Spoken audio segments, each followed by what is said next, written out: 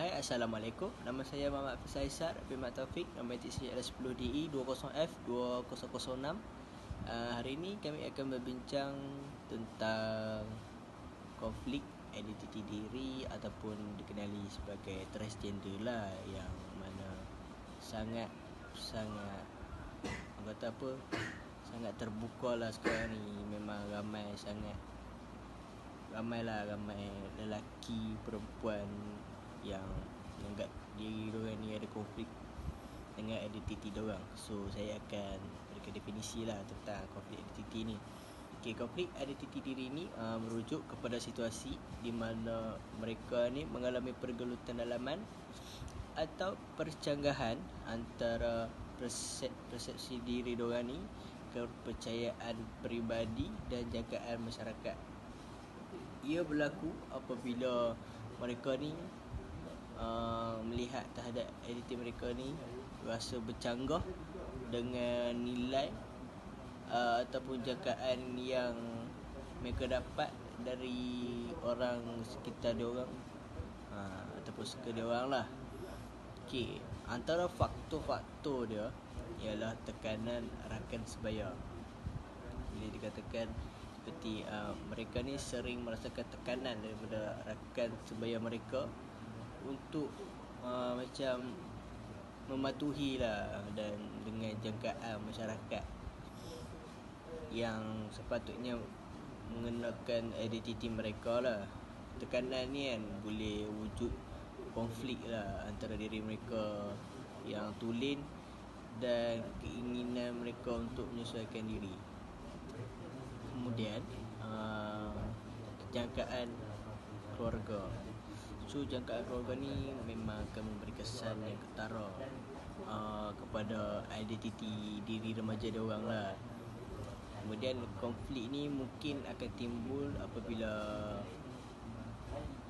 inspirasi dan minat peribadi remaja berbeza daripada apa yang diharapkan atau apa nilai keluarga mereka sendirilah.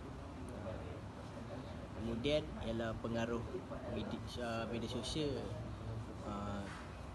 Macam kita tahulah kehadiran media sosial ni dan pengaruh media sangat luas, sebab dia boleh membentuk persepsi remaja terhadap identiti mereka dan standard kecantikan ideal. Contohnya kalau macam diorang ni rasa lelaki ni, dia rasa diri dia tu perempuan, dia akan rasa persepsi diorang macam tu lah. Mereka macam membandingkan diri mereka dengan cita-cita ni boleh membawa kepada konflik dan perasaan tidak mencukupi. Sekali ialah identiti budaya.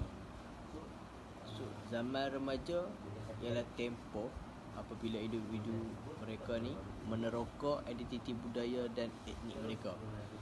Golongan-golongan yang transgender jugalah.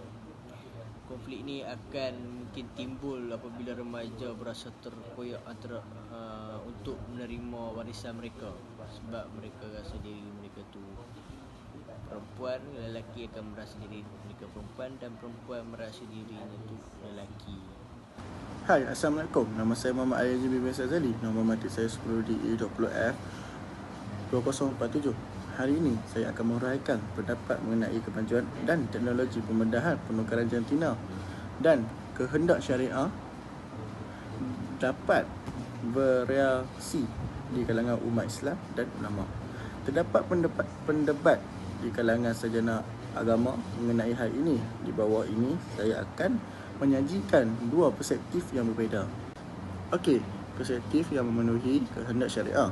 Beberapa sarjana agama berpendapat bahawa pembedahan penukaran jantina dapat memenuhi kehendak syariah dalam beberapa situasi tertentu. Mereka berargumen bahawa syariah memberikan kebebasan dalam mengubah kondisi fizik atau medis yang mengganggu identitas gender seseorang. Jika seseorang mengalami dysphoria gender yang parah, iaitu perasaan tidak nyaman dengan jenis kelamin mereka yang ditugaskan pada saat lahir. Pembedahan penukaran jantina dapat dianggap sebagai tindakan medis yang diperbolehkan untuk memperbaiki kondisi tersebut. Perspektif ini dianggap bahawa syariah memperhatikan kesejahteraan individu dan memungkinkan intervensi medis yang sesuai untuk meredakan penderitaan dan membantu individu tersebut mencapai endis gender yang lebih sesuai. Okey, seterusnya perspektif yang bertentangan dengan kehendak syariah. Di sisi lain, ada juga ulama dan sarjana agama yang menganggap pembedahan penukaran jantina bertentangan dengan kehendak syariah. Mereka berpendapat bahawa syariah menetapkan perbezaan yang jelas antara lelaki-lelaki dan perempuan, baik dalam entitas maupun peranan sosial. Memodifikasi tubuh secara drastik melalui pembedahan untuk mengubah jenis kelamin dianggap sebagai campur tangan manusia yang melanggar rancangan Allah. Perspektif ini menganggap bahawa identitasi gender seseorang ditentukan oleh faktor biologi yang diberikan oleh Allah dan bahawa manusia harus menerima takdir yang ditentukannya. Penting untuk diingatkan bahawa pendapat dan penafsiran syariah dapat bervariasi di antara sarjana agama dan terdapat beragam pendekatan dalam memahami isu-isu seperti ini, seperti individu atau komunitas Islam mungkin memiliki pandangan yang berbeza berkaitan masalah ini. Oleh kerana itu, penting bagi individu yang mempertimbangkan pembedahan penukaran jantina untuk berkonsultasi dengan ulama dan atau pakar yang berpengetahuan dalam agama Islam guna mendapatkan pandangan dan nasihat yang lebih mendalam sesuai untuk konteks mereka. Sekian daripada saya untuk masalah ini. Sekian, terima kasih. Assalamualaikum warahmatullahi wabarakatuh. Nama saya Zalul Mambi Irwan. Nombor meter saya adalah 10 DE20F014. Hari ini saya akan membentangkan mengenai konflik remaja, konflik identiti kepada remaja.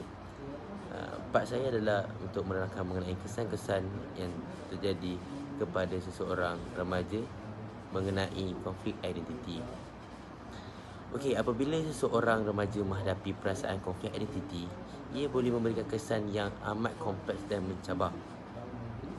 Antara kesan-kesan yang dihadapi oleh seseorang remaja mengenai konflik identiti adalah, yang pertama adalah kesulitan dan pemahaman diri.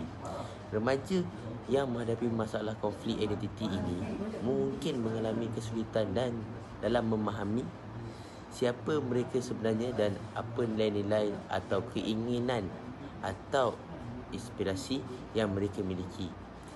Mereka mungkin merasa bingung terhadap jati diri mereka dan mungkin terjebak antara normat sosial, ekspektasi keluarga dan dorongan untuk mengekspresikan diri mereka sendiri. Kesulitan ini dapat menyebabkan perasaan mereka menjadi keresahan, kecemasan dan kebingungan yang mendalam. Okey, seterusnya yang kedua adalah isolasi dan kesendirian, iaitu apabila seseorang remaja itu menghadapi masalah konflik identiti, ia akan sentiasa merasakan dirinya terisolasi daripada orang-orang sekeliling dan merasa kesepian kerana orang-orang lain, lelaki maupun perempuan, memandang mereka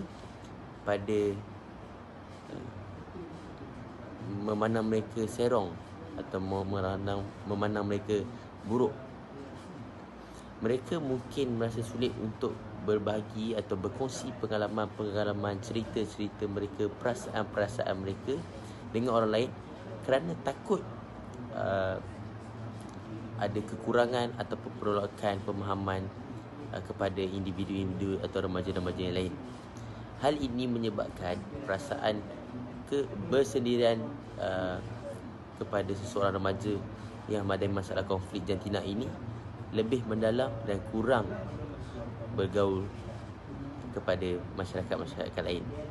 Dan yang keempat adalah perubahan dalam hubungan sosial. Kebanyakan remaja-remaja yang menghadapi masalah-masalah konflik jantina ini juga cenderung untuk bertukar perasaan, ataupun kita panggil dia sebagai bertukar hubungan sosial, kerana mereka merasakan mereka lebih cenderung kepada arah yang kita panggil sebagai pondan ataupun tomboy. Contoh seperti lelaki yang merasa diri pondan lebih cenderung menjadi seorang perempuan daripada berbanding menjadi diri sendiri sebagai seorang lelaki. So dengan kata lain, pondan tersebut ataupun remaja tersebut terus merasa perasaan suka terhadap lelaki. Mereka mungkin merasa sulit untuk berhubungan dengan teman sebaya ataupun keluarga yang tidak memahami atau menerima perubahan mereka. Konflik ini juga dapat menyebabkan kesakan interpersonal, alienasi atau bahkan kehilangan hubungan yang penting dalam kehidupan mereka. Dan akhir sekali, yang keempat adalah stres dan tekanan psikologi. Konflik identiti ini akan menyebabkan remaja-remaja ini menghadapi stres yang tinggi dan tekanan terhadap hidup yang signifikan pada remaja. Mereka mungkin merasakan tertekan kepada ekspektasi media sosial dari segi hubungan keluarga ataupun teman-teman mereka sendiri. Perasaan ini tidak nyaman dapat mempengaruhi kesejahteraan mental dan emosi mereka. Jadi penting bagi seseorang remaja itu yang menghadapi masalah konflik identiti ini untuk mencari dukungan yang baik dari keluarga, teman ataupun orang-orang sekeliling, mahupun doktor-doktor psikologi yang profesional. Dukungan ini dapat membantu mereka dalam proses eksplorasi atau mencari jati diri dan dapat membantu mengatasi masalah kesulitan yang dihadapi oleh remaja tersebut. Assalamualaikum warahmatullahi wabarakatuh. Nama saya Muhammad Azman bin Muhammad Aswan. Nombor matrik saya 10 DE 20F2046. Okey, hari ini saya akan menceritakan tentang konflik identiti bagi yang dihadapi oleh remaja. Okey, pada masa ini mereka sedang mencari tahu siapa mereka sebenarnya dan bagaimana mereka ingin dilihat oleh orang lain. Berikut adalah beberapa cara yang dapat membantu mengatasi konflik identiti yang dihadapi oleh golongan remaja. Okey, yang pertama, terima dan cintai diri sendiri. Okey, terimalah dirimu apa adanya. Sadari bahawa setiap orang memiliki keunikan dan kelebihan yang berbeza-beza. Cintailah dirimu sendiri dengan segala kelebihan dan kekurangan yang dimiliki. Okey, yang kedua, jelajahi minat dan bakat. Okay, cuba berbagai aktiviti dan hobi yang menarik minat. Ini akan membantu menemukan apa yang benar-benar kita suka dan apa yang membuat kita berasa untuk hidup. Okay, dengan mengeksplorasi minat dan bakat, kita akan mendapatkan gambaran yang lebih jelas tentang siapa diri kita sebenarnya. Okay, seterusnya, bicarakan dengan orang yang terdekat.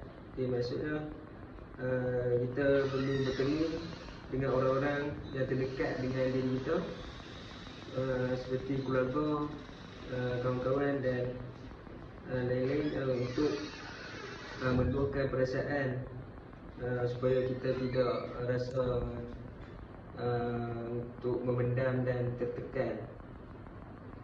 Okay, akhir sekali, kita perlu menjaga kesihatan mental dan fizik. Okay, kita perlu dapat istirahat yang cukup, makan makanan yang sihat, dan aktif secara fizik.